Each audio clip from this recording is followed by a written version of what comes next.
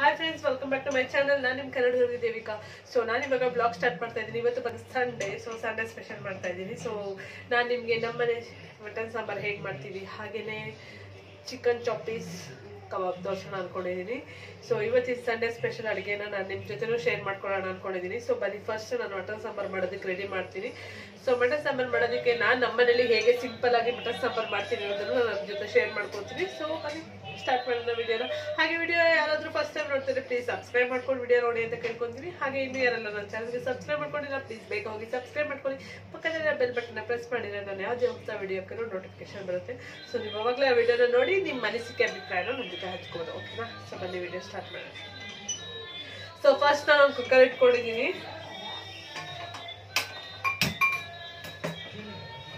So cooker ಇಟ್ಕೊಂಡು cooker ಬಿಸಿ ಆದಮೇಲೆ ನಾನು ಇವಾಗ ತೊಳೆದಿಟ್ಕೊಂಡಿರೋಂಥ ಈ ಮಟನ್ ಹಾಕ್ತಾ ಇದ್ದೀನಿ. ಸೊ ನಾನು ಯಾವುದೇ ರೀತಿ ಆಯಿಲ್ ಯೂಸ್ ಮಾಡಲ್ಲ ಮಟನ್ ಸಾಂಬಾರು ಮಾಡೋದಕ್ಕೆ. ಸೊ ನಾನು ಡೈರೆಕ್ಟಾಗಿ ಯೂಸ್ ಮಾಡ್ತಾ ಇದ್ದೀನಿ. ಬಿಕಾಸ್ ಯಾಕೆಂದರೆ ಮಟನ್ನು ಆಯಿಲಿ ಬಿಟ್ಕೊಳ್ಳುತ್ತೆ. ಹಾಗಾಗಿ ನಾವು ಎಕ್ಸ್ಟ್ರಾ ಆಯಿಲ್ ಹಾಕಿದ್ರೆ ತುಂಬ ಆಯಿಲಿ ಅನಿಸುತ್ತೆ. ಸೊ ನಮ್ಮನೇಲಿ ಇಷ್ಟ ಆಗಲ್ಲ. ಹಾಗಾಗಿ ನಾನು ಮಟನ್ ಸಾಂಬಾರಿಗೆ ಆಯಿಲ್ ಯೂಸ್ ಮಾಡಲ್ಲ. ಸೊ ನಾನು ಇವಾಗ ಈ ಮಟನಲ್ಲಿರೋ ನೀರೆಲ್ಲ ಹೋಗೋದಕ್ಕೆ ನಾವು ಸ್ವಲ್ಪ ಇದಕ್ಕೆ ಕುಕ್ಕರ್ಗೆ ಹಾಕ್ಬಿಟ್ಟಿರ್ತೀವಿ. ಸೊ ಏನಾಗುತ್ತೆ, ಇದರಲ್ಲಿ ಎಕ್ಸಸ್ ನೀರಿದ್ರೆಲ್ಲ ಫುಲ್ ಹೋಗುತ್ತೆ.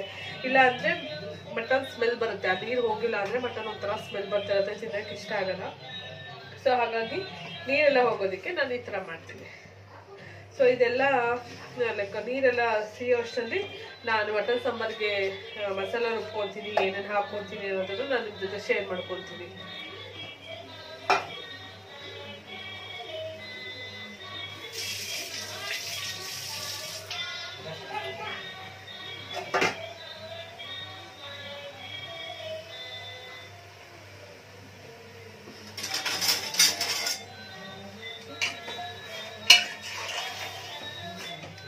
ಇದೇನಾಗುತ್ತೆ, ಚೆನ್ನಾಗಿ ನೀರೆಲ್ಲ ಬಿಟ್ಕೊಳ್ಳುತ್ತೆ. ಇದ್ರಲ್ಲಿ ಏನು ಎಕ್ಸೆಸ್ ವಾಟರ್ ಇರುತ್ತೆ ಅದೆಲ್ಲ ಬಿಟ್ಕೊಳ್ಳುತ್ತೆ. ಹಾಗೆ ಇದ್ರ ಸ್ಮೆಲ್ ಎಲ್ಲ ನೀಟಾಗಿ ಹೋಗುತ್ತೆ. ಸೊ ಅವಾಗ ಟೇಸ್ಟ್ ಕೂಡ ತುಂಬ ಚೆನ್ನಾಗಿರುತ್ತೆ.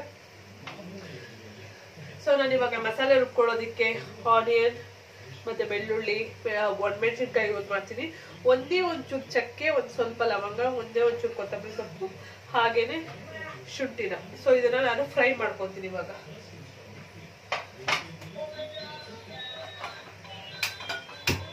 ಸೊ ನಾನು ಈ ಫ್ರೈ ಮಾಡ್ಕೊಳ್ಳೋದಕ್ಕೆ 2 ಟೇಬಲ್ ಸ್ಪೂನ್ ಆಯಿಲ್ ಅಷ್ಟೇ ಯೂಸ್ ಮಾಡ್ತೀನಿ.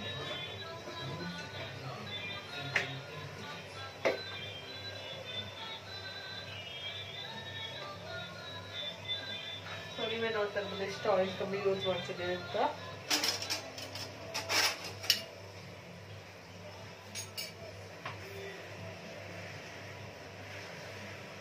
ಫಸ್ಟ್ ಇದು ಮೆಣಸಿನ್ಕಾಯಿ ಹಾಕೋಣ, ಸ್ವಲ್ಪ ಫ್ರೈ ಆಗಲಿ.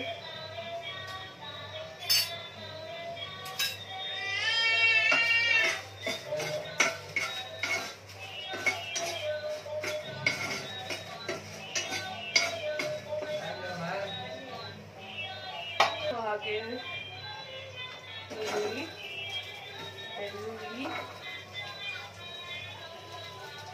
ಚಕ್ಕೆ, ಲವಂಗ ಎಲ್ಲ ಇದಕ್ಕೆ ಹಾಕೋತೀನಿ.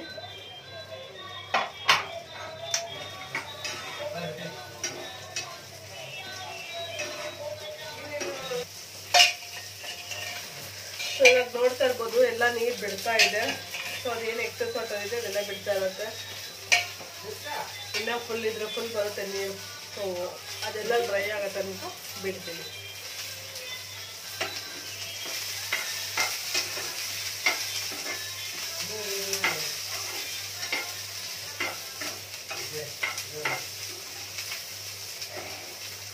ಹಾಕೊಳ್ತಾ ಇದ್ದೀನಿ.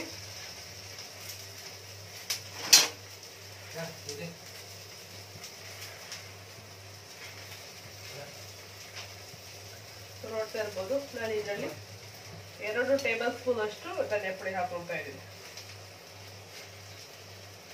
ಸೊ ನಾವು ಬೇರೆ ಯಾವ ಮಸಾಲೂ ಯೂಸ್ ಮಾಡೋದಿರೋದ್ರಿಂದ ನಮ್ಮ ಟೇಸ್ಟಿಗೆ ಧನಿಯಾ ಪುಡಿ ಇದೆ ಇರೋದು ಇವಾಗ. ಸೊ ಹಾಗಾಗಿ 2 ಟೇಬಲ್ ಸ್ಪೂನ್ ಅಷ್ಟು ಹಾಕೊಂಡಿದ್ದೀನಿ.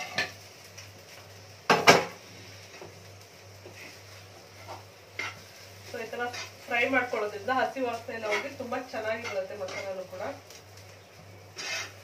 ಸೊ ಇದು ಇವಾಗ ಆಗಿದೆ, ಇದನ್ನ ನಾನು ಆಫ್ ಮಾಡ್ತಾ ಇದ್ದೀನಿ. ಸೊ ನಾನು ಇದಕ್ಕೆ ತೆಂಗಿನಕಾಯಿ ಆ್ಯಡ್ ಮಾಡ್ಕೊಳ್ತೀನಿ. ತೆಂಗಿನಕಾಯಿ ಬಂದ್ಬಿಟ್ಟು ಹ್ಯಾಸ್ ಬರ್ ಕ್ವಾಂಟಿಟಿ, ನಿಮಗೆ ಸಾಂಬಾರು ಹೆಂಗೆ ಬೇಕು ನಾನು ತೆಂಗಿನಕಾಯಿ ಹಾಕ್ತಾ ಇದ್ದೀನಿ. ಎಷ್ಟು ಜಾಸ್ತಿ ಆಗುತ್ತೆ ನೋಡಿ, ಇಷ್ಟು ತೆಂಗಿನಕಾಯಿ ಹಾಕ್ತಾ ಇದ್ದೀನಿ.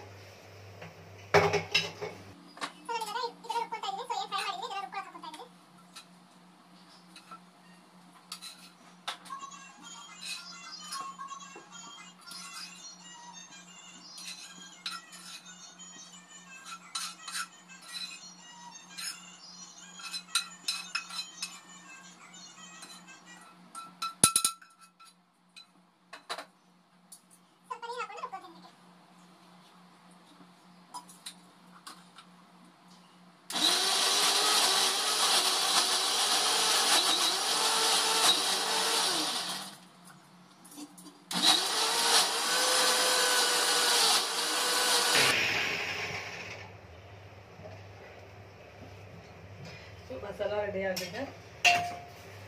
ಸೊ ನೋಡ್ತಾ ಇರ್ಬೋದು ಹೇಗೆ ಬರ್ತಾ ಇದೆ, ನೀರು ಕಾಣಿಸ್ತಾ ಇದೆ ಗೊತ್ತಿಲ್ಲ. ಸೊ ನೀರು ಎಷ್ಟು ಬಿಟ್ಕೊಂಡಿದೆ ಅಂತ ಸಿಂಕ್ ಒಳಗಡೆ ಫಿಟ್ ಮಾಡಿದ್ದೀನಿ ಸೊ ಕ್ಯಾಮ್ರಾನ.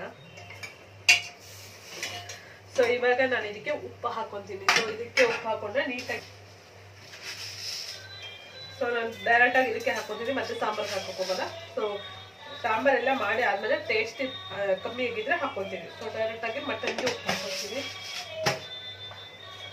ಹಾಗೆ ಒಂಚೂರು ಅರಿಶಿನ ಪುಡಿ ಹಾಕೊಂತೀನಿ. ಸೊ ಸ್ಮೆಲ್ ಎಲ್ಲ ಕಂಟ್ರೋಲ್ ಮಾಡೋದಕ್ಕೆ ಒಂದೇ ಒಂಚೂರು.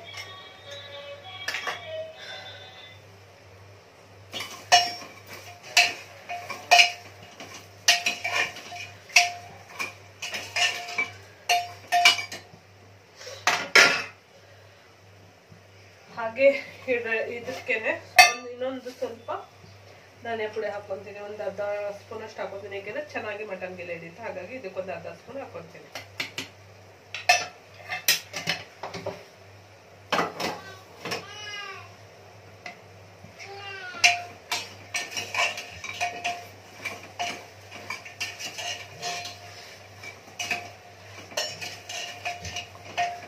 ಆಲ್ಮೋಸ್ಟ್ ನೀರೆಲ್ಲ ಕಮ್ಮಿ ಆಗ್ತಾ ಇದೆ.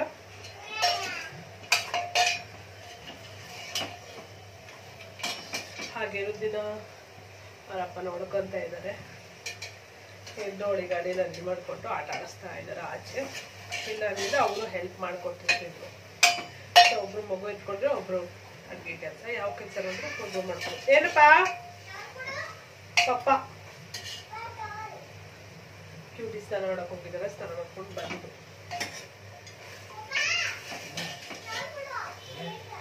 ಸೊ ಇವಾಗ ಚೆನ್ನಾಗಿ ನೀರೆಲ್ಲ ಡ್ರೈ ಆಗಿದೆ. ಸೊ ನಾನಿವಾಗ ಇದಕ್ಕೆ ಮಸಾಲ ಹಾಕೊಳ್ತಾ ಇದ್ದೀನಿ. ಇವಾಗ ನಾನು ನೀರು ಬಿಟ್ಕೊಂಡಿದ್ದೀನಿ. ಈ ಮಸಾಲನ ಇದ್ರೊಳಗಡೆ ಹಾಕೊಳ್ತೀನಿ.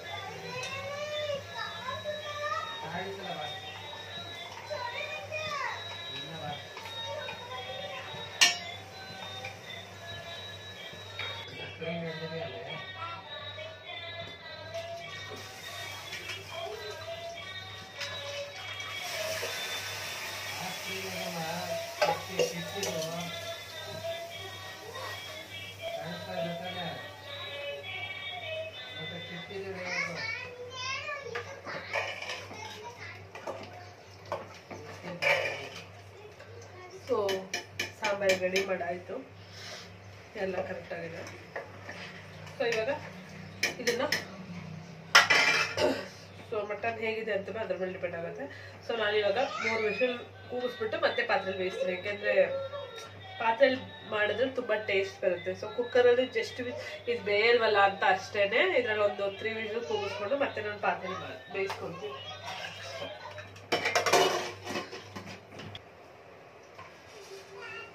ಸೊ ಇವಾಗ ನಾನು ಚಿಕನ್ ಚಾಪಿಸ್ಗೆ ಗ್ರೀನ್ ಮಸಾಲ ರೆಡಿ ಮಾಡ್ತೀನಿ. ಸೊ ಫಸ್ಟು ಅದಕ್ಕೆ ಕೊತ್ತಂಬರಿ ಸೊಪ್ಪು, ಪುದೀನ ಸೊಪ್ಪು, ಸ್ವಲ್ಪ ಚಕ್ಕೆ ಲವಂಗ, ಹಾಗೆ ಮೆಣಸು, ಕಾಳು ಮೆಣಸು, ಒಂದು ಸ್ವಲ್ಪ ಬೆಳ್ಳುಳ್ಳಿ, ಹಾಗೆ ಒಂದು ಸ್ವಲ್ಪ ಶುಂಠಿ, ಹಾಗೆ ಸ್ವಲ್ಪ ಹಸಿಮೆಣಸಿನಕಾಯಿ.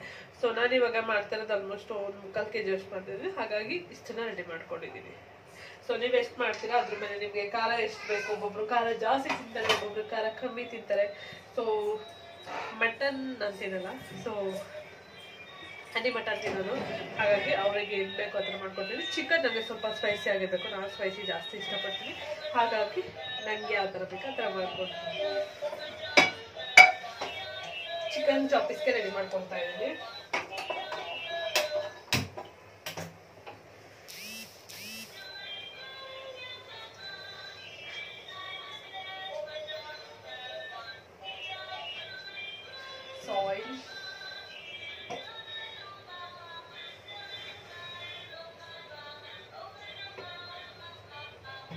ಇಲ್ಲಿ ನೀವು ತುಪ್ಪ ಬೇಕಾದ್ರೂ ಯೂಸ್ ಮಾಡ್ಬೋದು, ಇಲ್ಲ ಆಯಿಲ್ ಬೇಕಾದ್ರೂ ಯೂಸ್ ಮಾಡ್ಬೋದು. ತುಪ್ಪ ಯೂಸ್ ಮಾಡಿದ್ರೆ ಟೇಸ್ಟ್ ಚೆನ್ನಾಗಿರುತ್ತೆ. ಸೊ ನಾನು ಆಯಿಲೇ ಯೂಸ್ ಮಾಡ್ತಾ ಇದ್ದೀನಿ.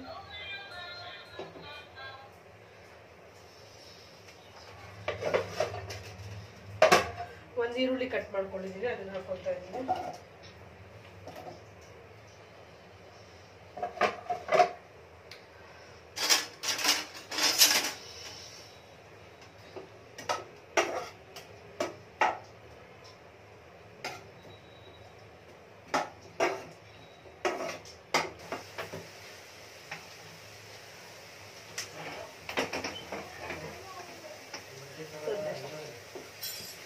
ಸೊ ಆನಿಯನ್ ಇವಾಗ ಚೆನ್ನಾಗಿ ಫ್ರೈ ಆಗಿದೆ, ನೋಡ್ತಾ ಇರ್ಬೋದು ಹೇಗೆ ಫ್ರೈ ಆಗಿದೆ ಅಂತ, ನೀಟಾಗಿ ಫ್ರೈ ಆಗಿದೆ. ಸೊ ನಾನು ಇವಾಗ ಇದಕ್ಕೆ ನಾನು ರುಬ್ಬಿರೋ ಗ್ರೀನ್ ಮಸಾಲ ಹಾಕೊಳ್ತಾ ಇದ್ದೀನಿ. ಸೊ ಇದನ್ನು ಚೆನ್ನಾಗಿ ಫ್ರೈ ಮಾಡ್ಕೋಬೇಕು, ಹಾಗಾಗಿ ನೀಟಾಗಿ ಹಾಕೊಳ್ತಾ ಇದ್ದೀನಿ.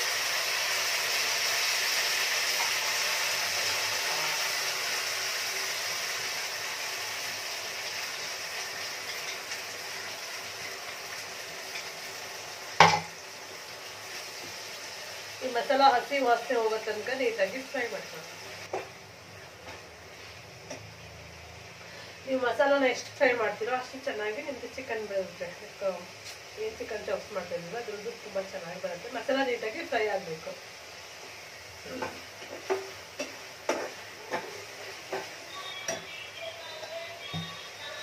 ಫ್ರೈ ಆಗಿದೆ.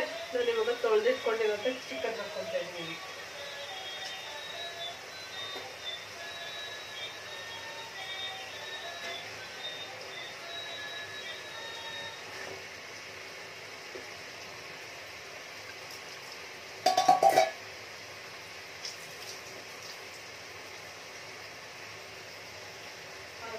ಇದಕ್ಕೂ ಸ್ವಲ್ಪ ಉಪ್ಪು ಹಾಕೊಳ್ತಾ ಇದ್ದೀನಿ.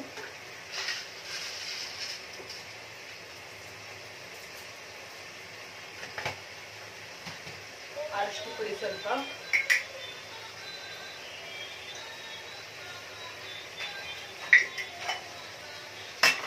ಇವಾಗ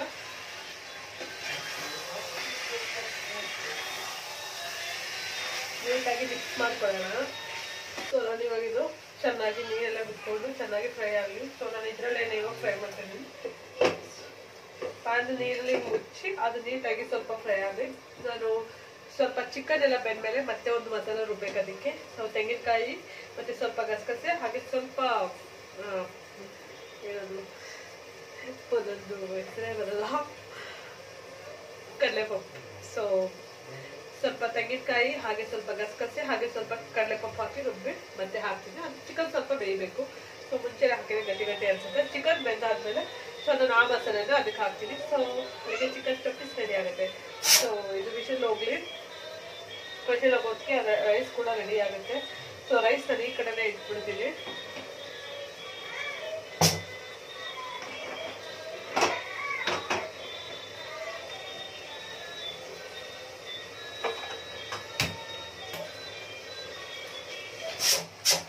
ಇನ್ನೊಂದು ಸ್ವಲ್ಪ ವಿಸಿಲ್ ಹೋಗ್ಬೇಕು. ವಿಸಿಲ್ ಹೋದ್ಮೇಲೆ ಇನ್ನೊಂದು ಪಾತ್ರೆಗೆ ಹಾಕಿ ಬೇಯಿಸ್ಕೊಳ್ತೀನಿ.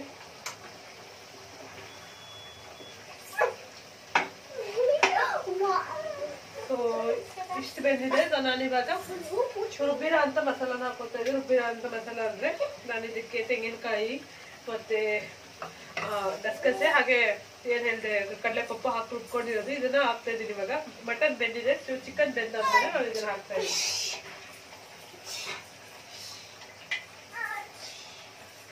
ಮುಂಚೆನೆ ಹಾಕಿದ್ರೆ ಒಂಥರ ಗಟ್ಟಿ ತರ ತುಂಬಾ ಚೆನ್ನಾಗಿರಲ್ಲ. ಇವಾಗ ಹಾಕಿದ್ರೆ ತುಂಬಾ ಚೆನ್ನಾಗಿರುತ್ತೆ. ಸೊ ಇದರಲ್ಲಿ ನಿಮ್ಗೆ ಎಷ್ಟು ನೀರು ಬೇಕು ಅಷ್ಟು ನೀರನ್ನ ಇದಕ್ಕೆ ಆ್ಯಡ್ ಮಾಡ್ಕೊಳ್ಳಿ. ಸೊ ಯೂಶಲಿ ಚಿಕನ್ ಚಾಪ್ಸ್ ಎಲ್ಲ ಗಟ್ಟಿ ಇರುತ್ತೆ, ತುಂಬಾ ತೆಳ್ಳಗಿರಲ್ಲ. ಹಾಗಾಗಿ ಹಾಕೊಳ್ತಾ ಇದ್ದೀನಿ. ನಾನು ಸ್ವಲ್ಪನೇ ನೀರು ಆ್ಯಡ್ ಮಾಡ್ತಾ ಇದ್ದೀನಿ.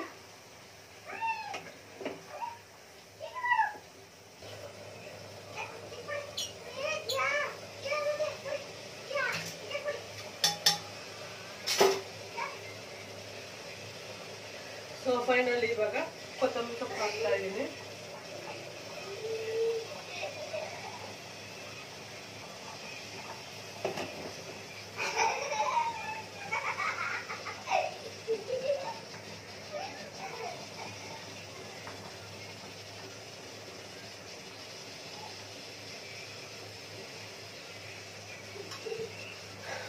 ಇವಾಗ ಮಟನ್ ಸಾಂಬಾರು ರೆಡಿ ಆಗಿದೆ, ಆಲ್ಮೋಸ್ಟ್ ಚಿಕನ್ ರೆಡಿ ಆಗಿದೆ, ಅನ್ನ ಆಗಿದೆ, ಈಗ ಬೇಯಿಸಿದ್ರೆ ಮುದ್ದೆ ಮಾಡ್ತಿತ್ತು ನೋಡಿ. ಸೊ ಇವಾಗ ಸಾಂಬಾರಾಯಿತು, ಚಿಕನ್ ಚಾಪೀಸ್ ರೆಡಿ ಆಯಿತು, ಮುದ್ದೆಗೆ ರೆಡಿ ಮಾಡ್ತಾ ಇದ್ದೀನಿ. ಸೊ ರೈಸ್ ಕೂಡ ರೆಡಿ ಆಗಿದೆ, ಮುದ್ದೆ ರೆಡಿ ಆದರೆ ಫೈನ್. ಸೊ ಮುದ್ದೆ ಮಾಡೋದು ಯೂಸಲಿ ಎಲ್ಲರಿಗೂ ಗೊತ್ತಿರುತ್ತೆ. ಸೊ ನಾನು ನಮ್ಮನೇಲಿ ಸ್ವಲ್ಪ ರೈಸ್ ಹಾಕ್ಬಿಟ್ಟು ಮುದ್ದೆ ಮಾಡ್ತೀನಿ. ರೈಸ್ ಅಥವಾ ನುಚ್ಚು ಆ ಥರದ್ದು ಹಾಕಿ ಮುದ್ದೆ ಮಾಡ್ಬೋದು. ನಾನು ಸೊ ಇವಾಗ 3 ಮುದ್ದೆ ಬೇಕಲ್ವ, ಸೊ ಹಾಗಾಗಿ ಸ್ವಲ್ಪ ರೈಸ್ ಮಾಡಿರ್ತೀನಲ್ಲ ಅದನ್ನೇ ಸ್ವಲ್ಪ ಹಾಕ್ಬಿಟ್ಟು ಮುದ್ದೆ ಮಾಡ್ತಾ ಇದ್ದೀನಿ ಇವಾಗ. ಸೊ ನಾನು ಮುದ್ದೆ ಮಾಡಿ ಮತ್ತೆ ನಾನು ನಿಮಗೆ ಸಿಗ್ತೀನಿ.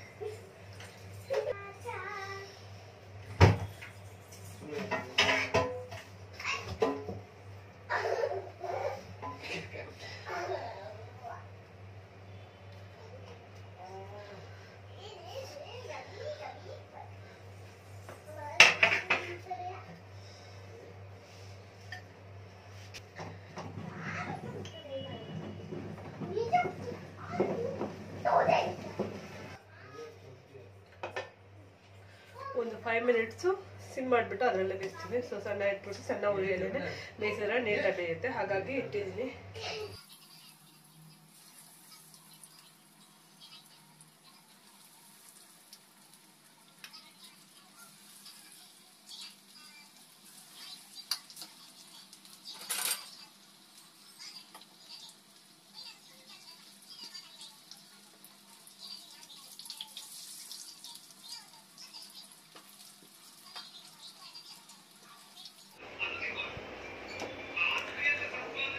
Chicken choppies. So yummy mutton sambar.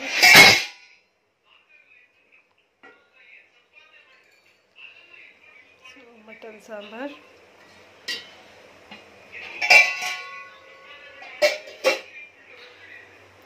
Rice.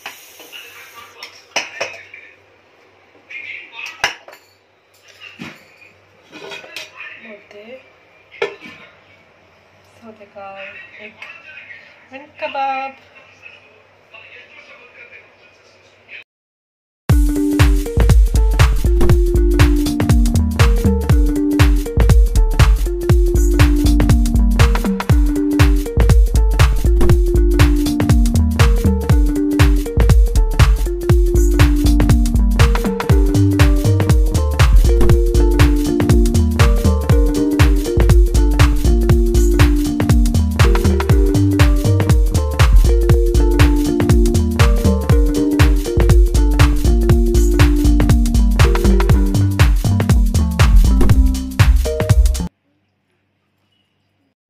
So hi friends, so ಊಟ ಮಾಡಿಬಿಟ್ಟು ಹಾಗೆ ನಿದ್ದೆ ಮಾಡಿಬಿಟ್ಟಿದ್ದೆ.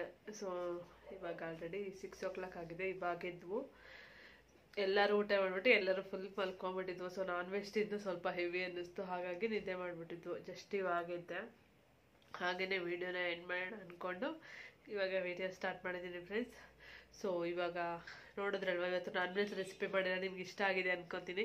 ಪ್ಲೀಸ್ ಇಷ್ಟ ಆಗಿದ್ರೆ ನಿಮ್ಮ ಫ್ರೆಂಡ್ಸ್ ಆ್ಯಂಡ್ ಫ್ಯಾಮಿಲಿ ಜೊತೆ ವೀಡಿಯೋ ಶೇರ್ ಮಾಡ್ಕೊಳ್ಳಿ ಅಂತ ಕೇಳ್ಕೊತೀನಿ. ಹಾಗೆಯೇ ಇನ್ನೂ ಯಾರೆಲ್ಲ ನನ್ನ ಚಾನಲ್ಗೆ ಸಬ್ಸ್ಕ್ರೈಬ್ ಮಾಡ್ಕೊಂಡಿಲ್ಲ, ಪ್ಲೀಸ್ ಬೇಗ ಹೋಗಿ ಸಬ್ಸ್ಕ್ರೈಬ್ ಮಾಡ್ಕೊಳ್ಳಿ. ಹಾಗೆಯೇ ಹೊಸದಾಗಿ ಯಾರಾದರೂ ನನ್ನ ಚಾನಲ್ನ ನೋಡ್ತಾ ಇದ್ದರೆ ಪ್ಲೀಸ್ ಸಬ್ಸ್ಕ್ರೈಬ್ ಮಾಡ್ಕೊಳ್ಳಿ ಅಂತ ಕೇಳ್ಕೊತೀನಿ. ತುಂಬ ಜನ ಚಾನಲ್ನ ವ್ಯೂ ಮಾಡ್ತಾ ಇದ್ದಾರೆ, ಬಟ್ ಸಬ್ಸ್ಕ್ರೈಬ್ ಮಾಡ್ಕೊಳ್ಳೋ ಕಡಿಮೆ ಜನನೇ. ಸೊ ಹಾಗಾಗಿ ಪ್ಲೀಸ್ ಚಾನಲ್ನ ಸಬ್ಸ್ಕ್ರೈಬ್ ಮಾಡಿಕೊಂಡು ನನಗೆ ಸಪೋರ್ಟ್ ಮಾಡಿ ಅಂತ ಕೇಳ್ಕೊತೀನಿ. ನಾನು ನಿಮ್ಮ ಕನ್ನಡದವಳೇನೆ, ಯಾಕೆ ನೀವು ಸಪೋರ್ಟ್ ಮಾಡಬಾರ್ದಲ್ಲ? ಸೊ ಕನ್ನಡದವ್ರಿಗೇ ಸಪೋರ್ಟ್ ಮಾಡಬೇಕು. ಪ್ಲೀಸ್ ನನ್ನ ಚಾನಲ್ಗೆ ಸಪೋರ್ಟ್ ಮಾಡಿ ಅಂತ ಕೇಳ್ಕೊತಾ ಇದ್ದೀನಿ. ಹಾಗೆಯೇ ಈ ವಿಡಿಯೋನ ಇಲ್ಲೇ ಏನು ಮಾಡ್ತಾ ಇದ್ದೀನಿ. ಹೋಪ್ ಈ ವಿಡಿಯೋ ನಿಮ್ಗೆ ಇಷ್ಟ ಆಗಿದೆ ಅನ್ಕೊತೀನಿ. ಸೊ ಇದರಲ್ಲಿ ಏನು ನಾನು ಜಾಸ್ತಿ ತೋರಿಸಿಲ್ಲ, ನಾನು ನಾನ್ ವೆಜ್ ರೆಸಿಪೀಸ್ನ ನಿಮ್ಮ ಜೊತೆ ಶೇರ್ ಮಾಡ್ಕೊಂಡಿದ್ದೀನಿ. ಸೊ ರೆಸಿಪೀಸು ಕೂಡ ಸಿಂಪಲಾಗಿ ಈಸಿಯಾಗಿದೆ, ಎಲ್ಲರೂ ಕೂಡ ಮಾಡ್ಬೋದು ಅಂತ ಹೋಪ್ ನನಗನ್ಸುತ್ತೆ. ಸೊ ನೀವು ಕೂಡ ನಿಮ್ಮ ಮನೇಲಿ ಟ್ರೈ ಮಾಡಿ, ಹಾಗೆಯೇ ನನಗೆ ಕಮೆಂಟ್ ಮಾಡಿ ಯಾರು ಟ್ರೈ ಮಾಡ್ತೀರಾ ಅವರು. ಹಾಗೆಯೇ ಈ ವಿಡಿಯೋ ಇಷ್ಟ ಆಗಿದ್ರೆ ಪ್ಲೀಸ್ ಈ ವಿಡಿಯೋಗೆ ಲೈಕ್ ಮಾಡಿ, ಹಾಗೆಯೇ ವಿಡಿಯೋನ ನಿಮ್ಮ ಫ್ರೆಂಡ್ಸ್ ಆ್ಯಂಡ್ ಫ್ಯಾಮಿಲಿ ಜೊತೆ ಶೇರ್ ಮಾಡ್ಕೊಳ್ಳಿ. ಸೊ ಇದೇ ಥರ ಒಳ್ಳೆ ವಿಡಿಯೋ ಜೊತೆ ನಾನು ನೆಕ್ಸ್ಟ್ ಸಿಗ್ತೀನಿ. ಅಲ್ಲಿವರೆಗೂ ಎಲ್ಲರಿಗೂ bye. Thank you for watching. Lots of love. Bye.